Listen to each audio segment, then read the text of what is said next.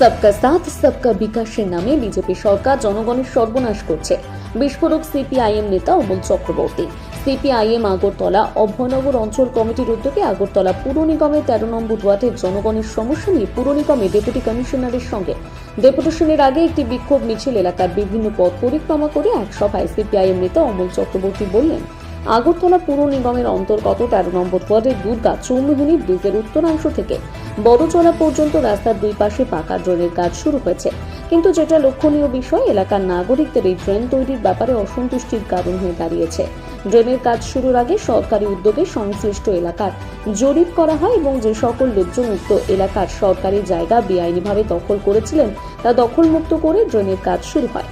কিন্তু জরিপ করার সময় রাস্তার পূর্ব দিকে অবস্থিত 13 নম্বর ওয়ার্ডের কর্পোরেটর প্রদীপ চন্দ্রের বসত বাড়ির বেশ কিছু অংশ সরকারি জায়গার উপর অবস্থান করছে বলে প্রতীয়মান হয় এবং সেই অনুযায়ী জরিপের সময় পিলার দিয়ে তা চিহ্নিত করা হয়।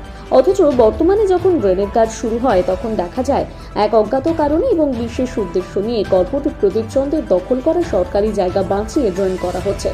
এতে করে একদিকে যেমন সরকারি কাজের নিয়মনীতি লঙ্ঘন হচ্ছে, পাশাপাশি যাদের বাড়িঘর ভেঙে জায়গা দখলমুক্ত করা হয়েছে তারা এবং এলাকাবাসী প্রশাসনের এই পক্ষপাতিত্ব নিয়ে তীব্র ক্ষোভ প্রকাশ করছে। বিজেপি সরকার সবকা সাথ সবকা বিকাশের নামে জনগণের সর্বনাশ করছে বলে বিস্ফোরক মন্তব্য করলেন সিপিআইএম নেতা অমল চক্রবর্তী। যাওয়ার সময় যে রাস্তা, এই রাস্তা নির্মাণ স্মার্ট সিটি, আগরতলার যে স্মার্ট সিটির কাজ, সেই স্মার্ট সিটির কাজের অংশ হিসাবে এই রাস্তা তৈরি হচ্ছে।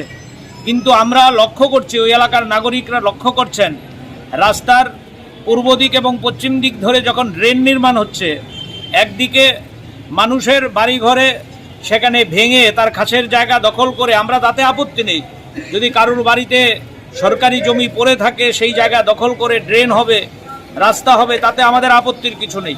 কিন্তু আমরা লক্ষ্য করছি ওই এলাকার 13 নম্বর ওয়ার্ডের যিনি কর্পোরেটর, যার সবচেয়ে বেশি স্বার্থ ত্যাগ করার কথা, উনি সরকারি জায়গা দখল করে বসে আছেন। ওনার বাড়ির ভেতরে প্রচুর সরকারি জমি ঢুকে আছে, কিন্তু পৌর কর্তৃপক্ষ কিংবা স্মার্ট সিটির কর্তৃপক্ষ তারা যে ড্রেন নির্মাণ করছে সেই রাস্তা, সেই জায়গা থেকে তারা ড্রেন নির্মাণ করতে পারছে না। কর্পোরেটরের বাড়ির ভিতরের যে জায়গা, সেই জায়গা দখল করতে পারছে না। আমরা ডেপুটেশনে লিখিতভাবে একথা উল্লেখ করেছি এবং সবচেয়ে মজার বিষয় হচ্ছে, পৌরসভা সরকার থেকে যে জরিপ করিয়েছে, সেই জরিপের যে ম্যাপ, এই ম্যাপের মধ্যে স্পষ্ট বলা আছে যে কাউন্সিলরের বাড়ির ভিতরে 8 মিটার অবধি রাস্তা, সেখানে সরকারি জমি আছে, কিন্তু যখন অধিগ্রহণ করে ড্রেন তৈরি হচ্ছে এই রাস্তা অধিগ্রহণ করার সাহস দেখাতে পারছে না। এই স্বজন পোষণ, এই যে নির্লজ্জ কাজ, আমরা কাউন্সিলর কর্পোরেটরের বিরুদ্ধে না। অনেকে ভাবতে পারেন এই কর্পোরেটরের সাথে ব্যক্তিগত এই এলাকার মানুষের লড়াই আছে। না বন্ধু, এই মানুষরাই তো ভোট দিয়ে নির্বাচন করেছেন, যদিও পৌর নির্বাচনে ভোট হয়নি, সবটাই ছাপ্পা ভোট। যাই হোক, এই আলোচনা আমরা এখানে করতে চাইছি না। আমরা এখানে যে প্রশ্ন তুলতে চাইছি, সরকারের যদি মিনিমাম নৈতিক বোধ থাকে, তারা যে স্লোগান দিচ্ছে সবকা সাথ সবকা বিকাশ, যদিও স্লোগানের নামে তারা সবকা সাথ সবকা বিকাশ করছে না, সবার সর্বনাশ করছে। ওখানে গেলে সাংবাদিক বন্ধুদের আমি অনুরোধ করব, আপনারা যান, ছবি নিন, আপনারা লক্ষ্য করবেন একদিকে যখন ওই উত্তরাংশে সকল মানুষের বাড়িঘর ভেঙে সেখানে জমি দখল হচ্ছে, কিন্তু পূর্ব দিকে কর্পোরেটরের বাড়িতে হাত দেওয়ার সাহস পাচ্ছে না। এই নির্লজ্জ ঘটনার বিরুদ্ধে, এই স্বজন পোষণের বিরুদ্ধে ওই এলাকার মানুষ সিপিআইএমের দ্বারস্থ হয়েছে। সিপিআইএম অভয়নগর অঞ্চল কমিটির নেতৃত্বের নজরে দিয়েছে। এখানে আমাদের বামফ্রন্টের আমলের পুরো 13 নম্বর ওয়ার্ডের যিনি প্রাক্তন কাউন্সিলর ছিলেন, এই কাউন্সিলর আছেন, আমাদের মেয়রিন কাউন্সিলর ছিলেন বিশ্বজিৎ দেব, উনি আছেন। ওনাদের কাছে মানুষ গেছেন, মানুষ গিয়ে নালিশ করছেন। ওনারা বলেছে, আমরা তো অসহায়, আমাদের হাতে তো এখন দায়িত্ব নেই। ঠিক আছে, আমরা আপনাদের নিয়ে পৌর কর্তৃপক্ষের কাছে যাব। আমরা গতকাল শৈলেশ যাদবের সাথে কথা বলেছিলাম, উনি বলেছেন জরুরি মিটিংয়ে উনি সেখানে সেক্রেটারিয়েটে গেছেন। আমাদের যিনি অ্যাসিস্ট্যান্ট কমিশনার আছেন ওনাকে দায়িত্ব দিয়ে গেছেন।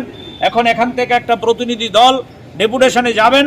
আমরা এখানে আপনাদের মাধ্যমে ওই এলাকার মানুষকে আশ্বস্ত করতে চাই, এই ডেপুটেশনের মধ্য দিয়ে যদি এই সমস্যার সমাধান না হয়, আমরা বৃহত্তর আগরতলার সকল অংশের নাগরিকদের নিয়ে সিপিআইএমকে পাশে নিয়ে আমরা আরও বৃহত্তর আন্দোলনে এই ইস্যুতে যাব।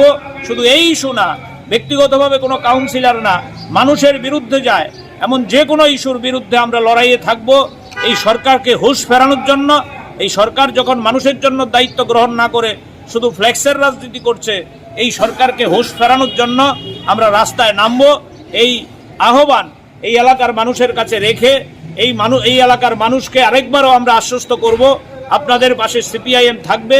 আমরা বিশ্বাসী পৌর কর্তৃপক্ষ আমাদের ডেপুটেশনের পর প্রয়োজনীয় উদ্যোগ গ্রহণ করবে এবং যেই দাবি নিয়ে আমরা আজকে এখানে বিক্ষোভে সামিল হয়েছি, এই দাবি সমাধান করে এলাকার মানুষের সামনে এই সরকারের যে উদ্যোগ সেই সুউদ্যোগের পরিচয় তারা দেবেন, এই কথা বলে